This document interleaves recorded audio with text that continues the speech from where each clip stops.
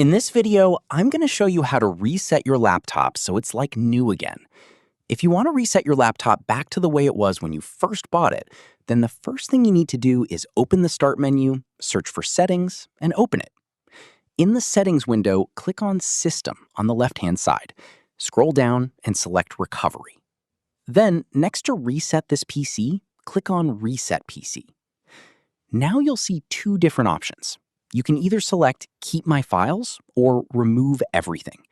As the name suggests, if you choose Remove Everything, it will delete all of your personal data, including your files and applications.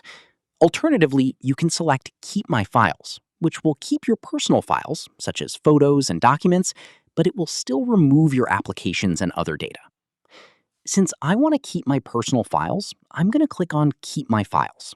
However, if you want to completely erase everything from your computer, you can choose Remove Everything instead. Next, you'll be asked how you would like to reinstall Windows. You can either choose Cloud Download or Local Reinstall. I recommend selecting Local Reinstall because it is usually a little faster.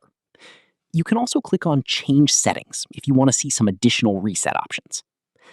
After that, click Next and give it a moment while Windows gets everything ready. As you can see, this process will restore all of your Windows settings back to their default state.